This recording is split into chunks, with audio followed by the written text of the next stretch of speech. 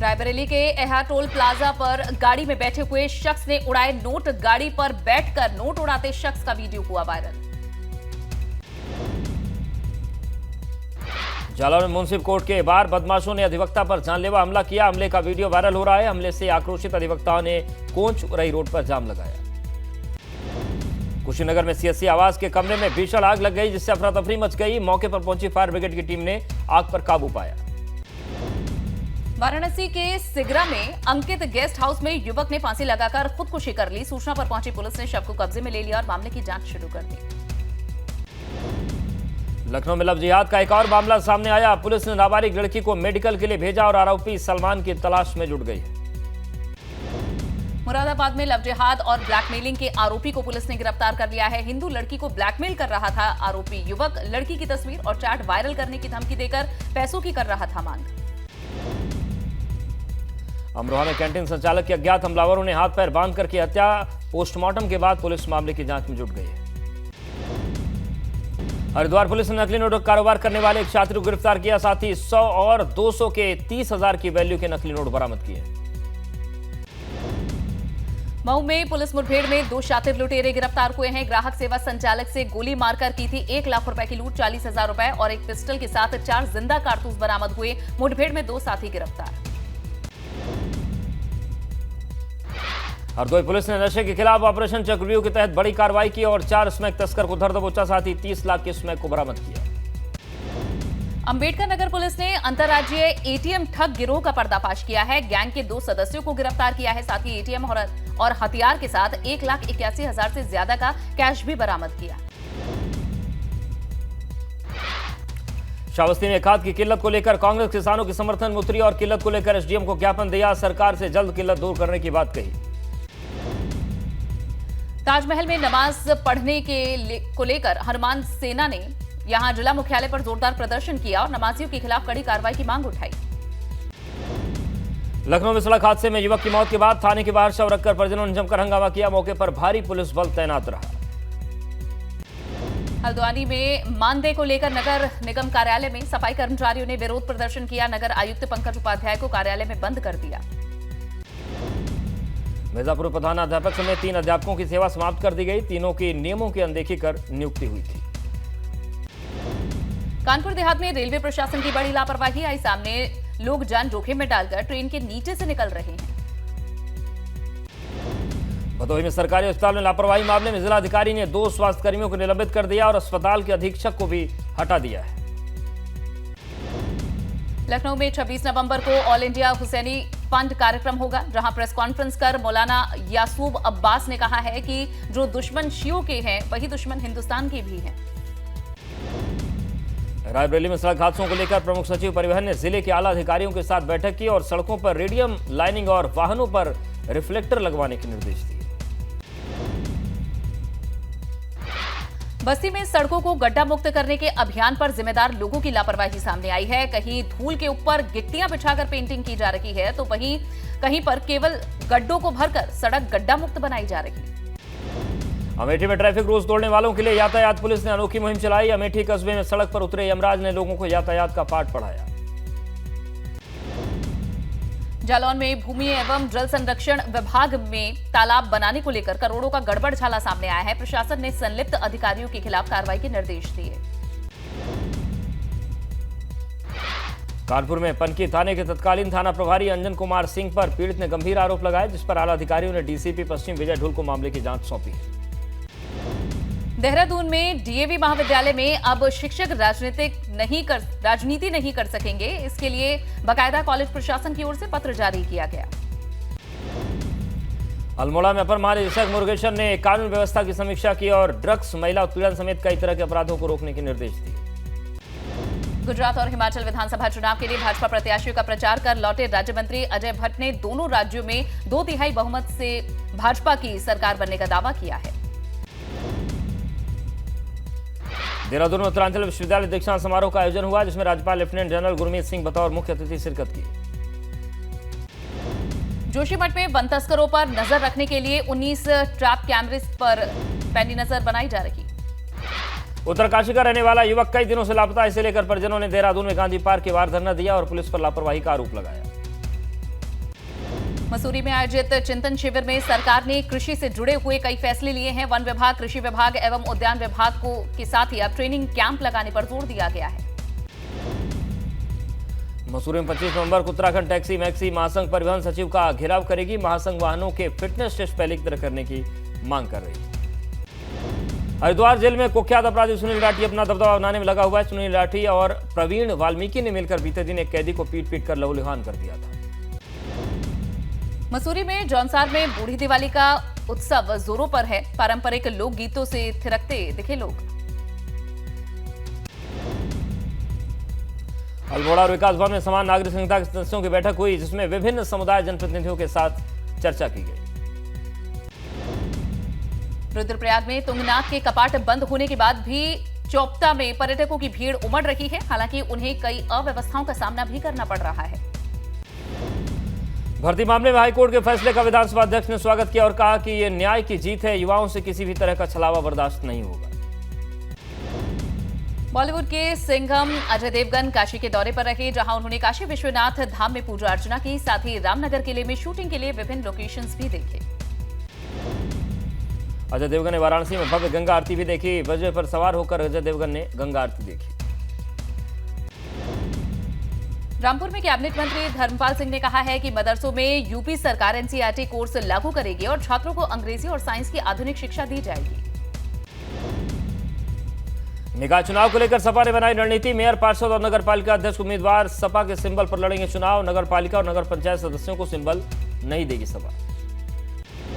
प्रयागराज में कुंभ 2025 को लेकर सीएम योगी ने की है अहम बैठक। दोनों डिप्टी सीएम भी बैठक में रहे मौजूद। इस बार कुंभ में 40 करोड़ श्रद्धालुओं के आने की संभावना। अधिकारियों को व्यवस्था बनाने के निर्देश दिए।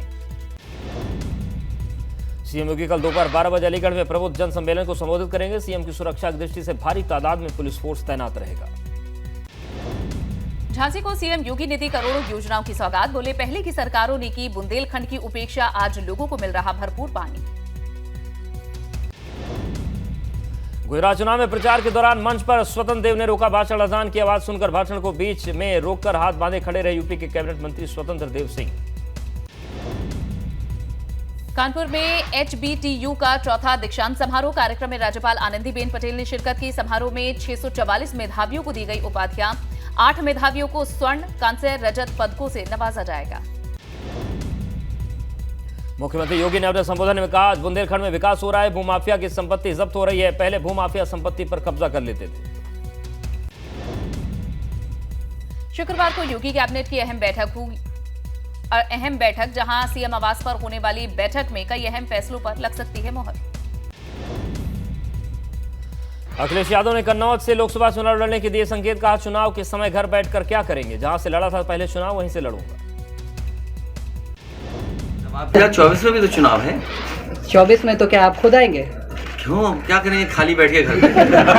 अरे हमारा काम ही चुनाव लड़ना है, तो चुनाव लड़ेंगे। यहाँ पे जहाँ पहला चुनाव लड़े वहाँ फिर चुनाव लड़ेंगे। आप कन्नौज से लड़ेंगे भी? नहीं, वो तो चुनाव लड़ना ही लड़ना है, उसमें क्या रोकना है, इसमें क्या सवाल पूछना है। कन्नौज से लड़ेंगे भी? अरे वो तो अभी तय होगी पार्टी से। मैनपुरी लोकसभा उपचुनाव में सपा का बड़ा आरोप। पुलिसकर्मियों पर भाजपा के पक्ष में प्रचार करने का आरोप लगाया है। सपा ने जिला निर्वाचन अधिकारी को चिट्ठी भी लिखी। इटावा में मैनपुरी उपचुनाव को लेकर कांग्रेस ने भाजपा हराओ भाजपा हटाओ संदेश दिया। कांग्रेस जिला अध्यक्ष ने कहा, उपचुनाव में भाजपा निश्चित चुनाव हारेगी। हरिद्वार में हरीश रावत की कांग्रेस की भारत जोड़ो यात्रा जारी है। आज तीसरे दिन यात्रा ज्वालपुर विधानसभा रोहल की गांव पहुंची। यहां यात्रा के जरिए रावत ने भ्रष्टाचार, महंगाई और उत्तराखंड के कई मुद्दों को उठाया। हरीश रावत ने सांसद निशंक के बयान पर ही पलटवार किया और कहा, उन्होंने हरिद्वार का अपमान किया है। मसूरी में सरकार का 3 दिवसीय चिंतन शिविर का समापन हो गया है। आखिरी दिन सीएम धामी ने कहा कि चिंतन शिविर उत्तराखंड के विकास में प्रभावशाली साबित होगा। नैनीताल हाईकोर्ट से उत्तराखंड सरकार को बड़ी राहत। हाईकोर्ट ने विधानसभा से बर्खास्त किए 228 कर्मचारियों के आदेश को माना सही। डबल बेंच ने निरस्त किया सिंगल बेंच का आदेश। बैकडोर की भर्ती मामले में हाईकोर्ट के फैसले पर कांग्रेस ने ऐतराज जताया है। पीसीसी चीफ करण माहरा ने कहा है कि नेताओं पर भी कार्रवाई होनी चाहिए। 3 राज्यों में इनकम टैक्स विभाग का एक साथ छापा। उत्तराखंड, दिल्ली और यूपी में प्रॉपर्टी डीलर और भूमाफिया मचा हड़कंप। सुबह से हो रही है छापेमारी। अफजाल अंसारी की याचिका पर हाईकोर्ट ने सरकार से मांगा जवाब। गैंगस्टर के मुकदमे में यूपी सरकार से जवाब मांगा गया है। यूपी सरकार को जवाब दाखिल करने के लिए 3 हफ्ते का वक्त दिया। बिजनौर में दिन दहाड़े छात्र की गोली मारकर हत्या करने का मामला। घायल छात्र और अज्ञात बदमाशों की तस्वीरें सीसीटीवी कैमरे में कैद। थाना कोतवाली शहर बिजनौर के नूरपुर रोड का मामला। बुलंदशहर में 2 पक्षों में हुआ खूनी संघर्ष। रास्ते के विवाद में हुआ लाठी डंडे चले। एक महिला समेत 4 लोग घायल।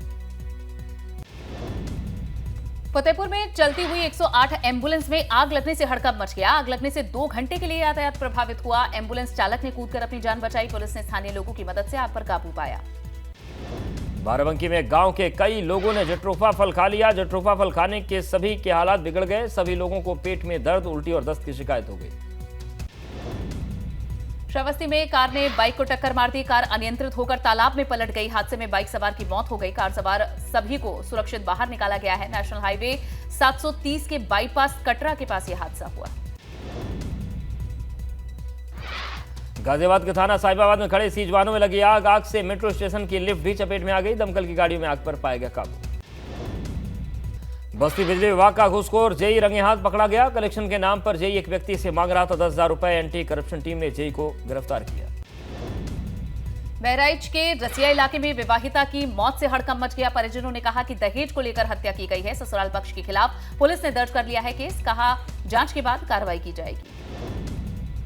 आगरा में शाहगंज पुलिस ने 24 घंटे के अंदर 2.5 साल के मासूम कराए रिहा। अपहरणकर्ताओं को भी पुलिस ने किया गिरफ्तार। मथुरा के वृंदावन से रिहा कराया गया मासूम। मुरादाबाद में डीजे बजाने के विवाद में छात्र को गोली मार दी गई। वारदात के समय छात्र अपनी दुकान पर बैठा हुआ था। हमलावर गोली मारकर फरार हो गए। पुलिस ने 4 युवकों के खिलाफ केस दर्ज कर लिया है।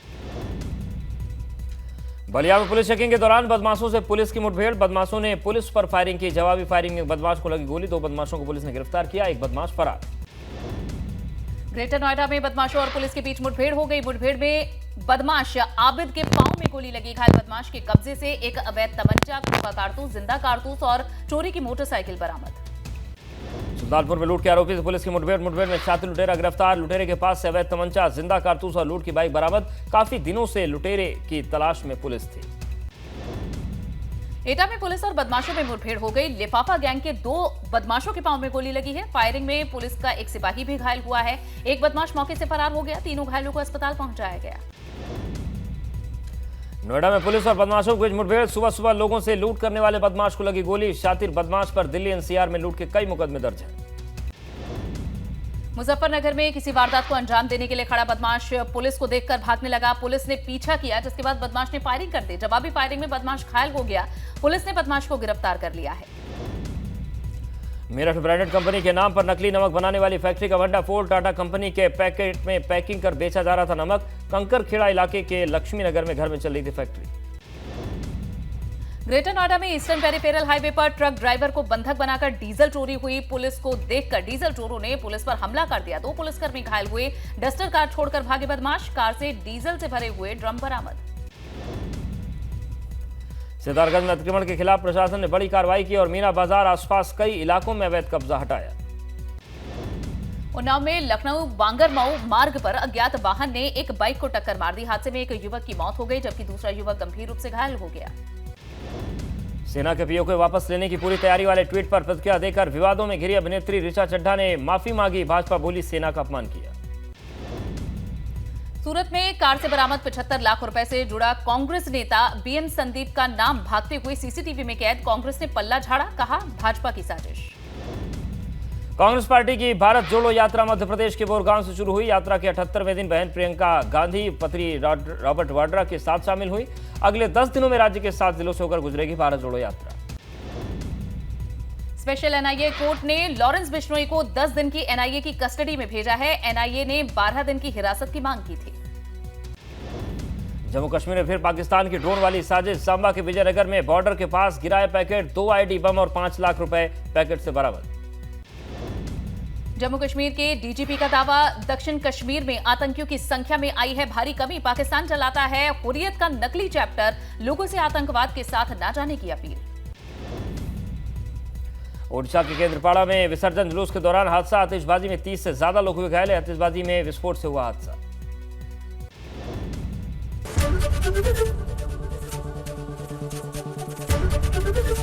एबीपी गंगा, खबर आपकी, जुबान आपकी।